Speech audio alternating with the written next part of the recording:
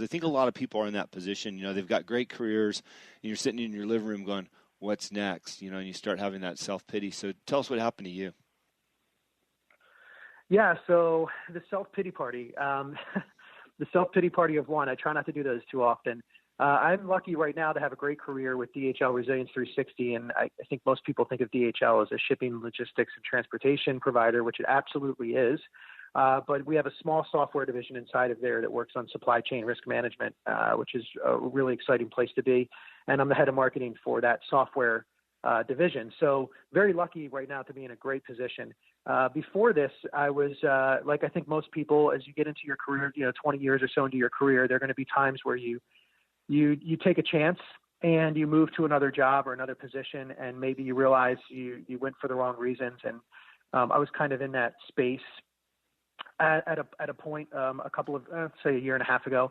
And I was having that self-pity party of one that we talked about. I was home on a Saturday watching The Breakfast Club, which is one of my favorite movies of all time. Yeah. I mean, I think a classic that long after we're gone, it'll still represent what high school is for so many kids. I mean, the five characters in The Breakfast Club are pretty much in every single high school throughout the country and probably throughout the world, and always will be. So I was having kind of a little watching The Breakfast Club and trying to, I guess, cheer myself up a little bit. And there was a moment where Bender, who is played by Judd Nelson, he's the criminal or the juvenile delinquent character in The Breakfast Club, says, "Screws fall out all the time. The world's an imperfect place." And I kind of shot straight up off my couch. I don't know why. Something hit me about that particular line. Screws fall out all the time. The world's an imperfect place. Mm-hmm. And I realized that that's kind of where I was. I had these screws that had fallen out of the door of my life, proverbially, and they were sitting on the floor, and I wasn't doing anything to pick them up. And so I realized, hey, listen, if I want to get this back together, I've got to pick these screws up and put them back in. And maybe I put them in a little bit of a different way this time.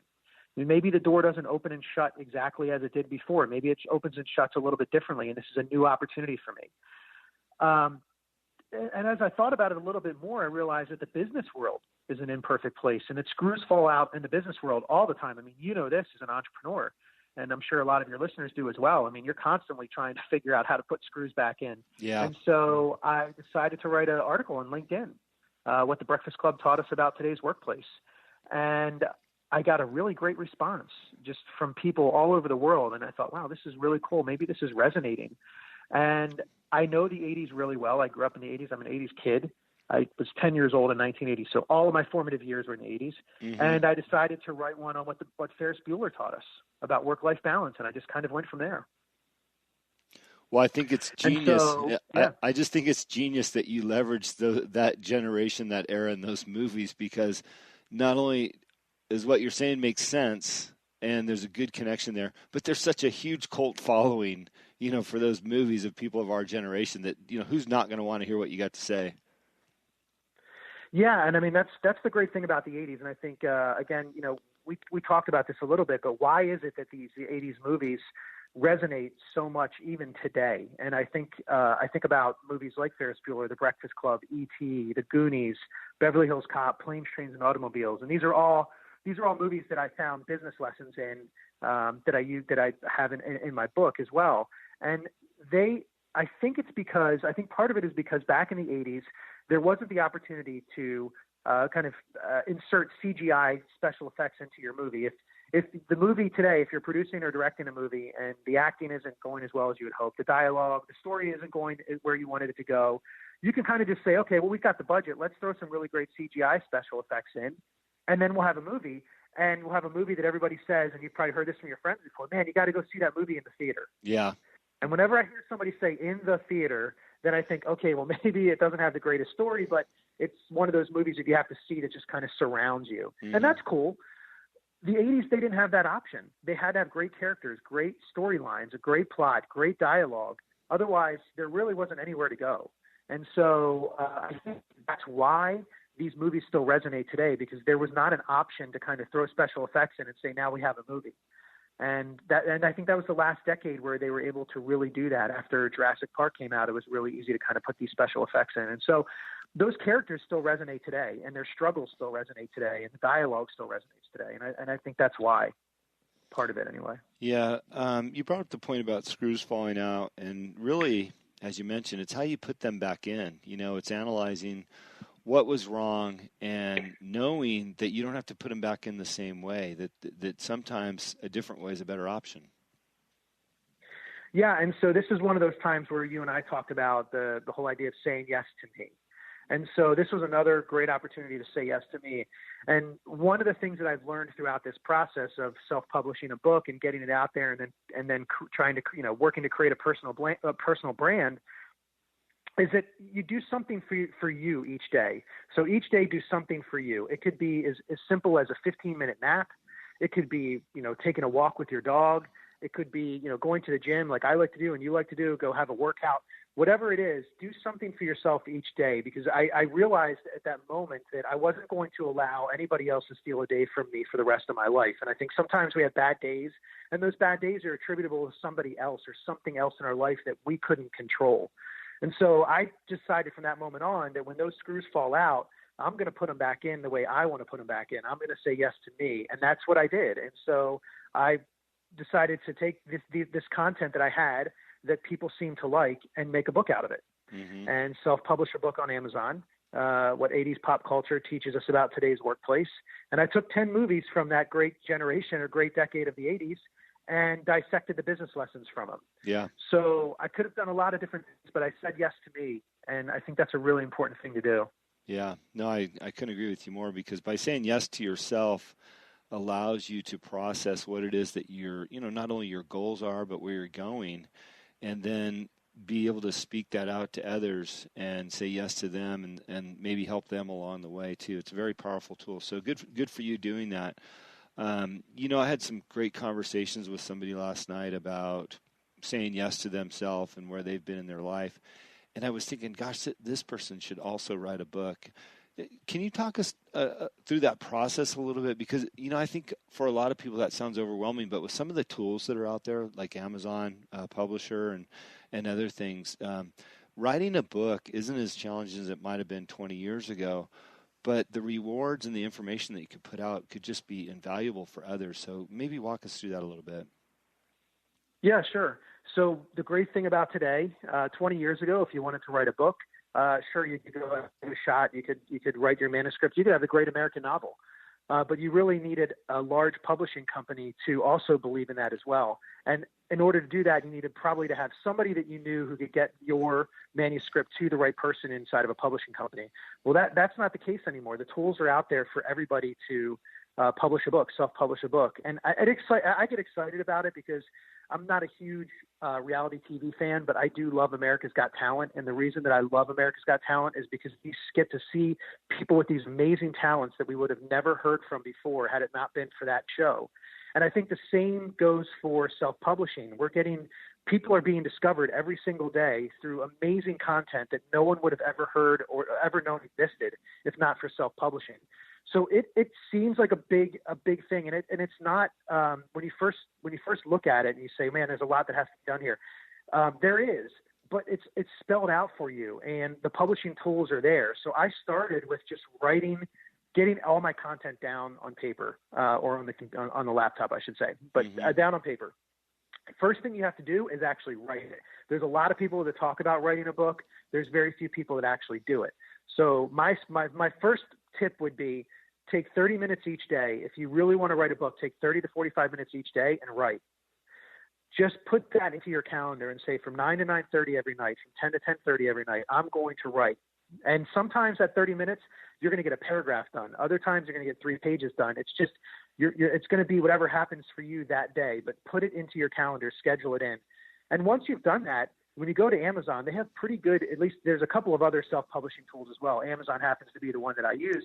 They walk you through the process. It's a pretty simple process. The one thing that I would advise is that you find somebody in your life who's a good designer. I was lucky enough to have a buddy, Jim Zielinski, who's a great graphic designer, who was willing to jump in and help me create a really great cover. Because if you go on Amazon and you look at all of the books, you'll see, it's just like anything else. I mean, you want to have you want to have your product have a great face.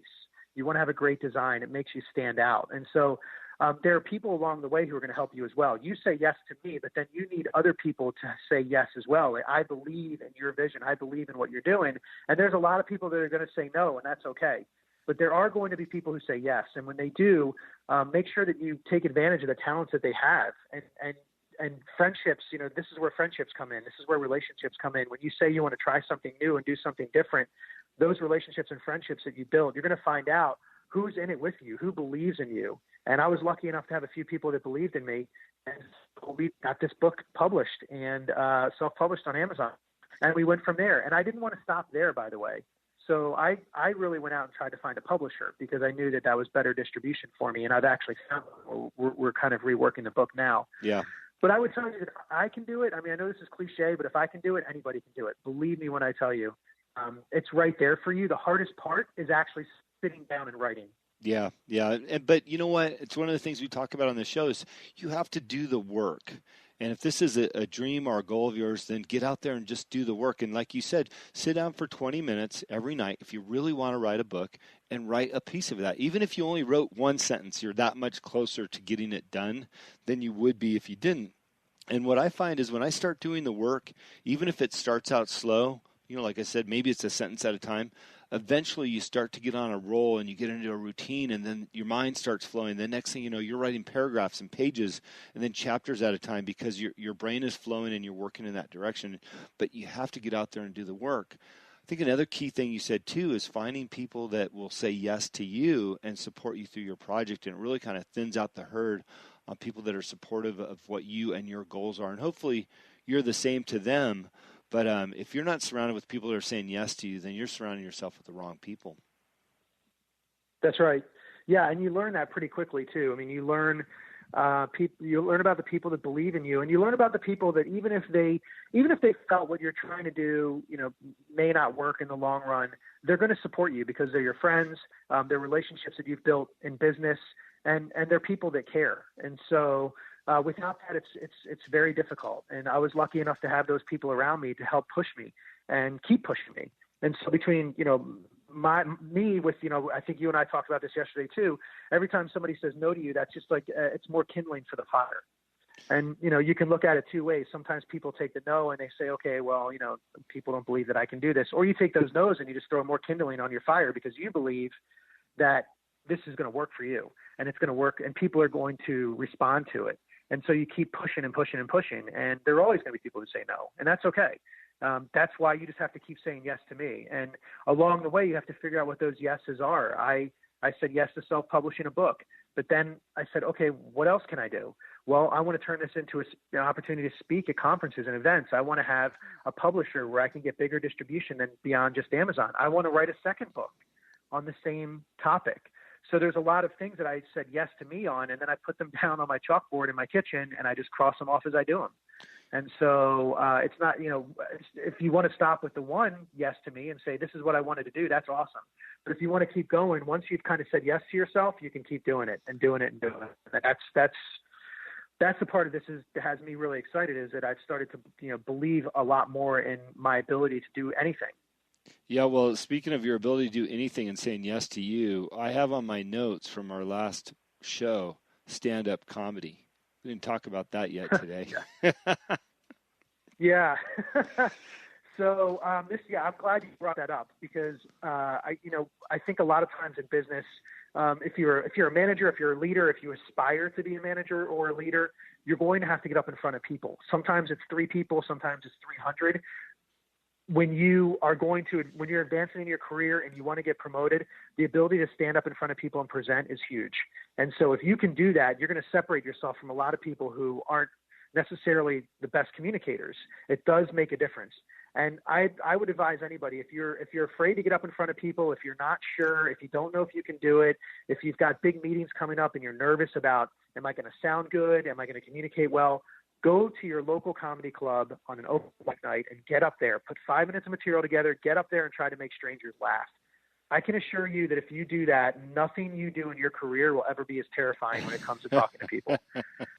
It is one of the most terrifying things that you can do, but it is also one of the most rewarding. And once you've done that, there's just not a crowd that's going to intimidate you. There's not a meeting that's going to intimidate you. There's not a presentation that is ever going to intimidate you, because there's nothing like trying to make people who don't know you laugh at your humor. And it's very difficult. And when you get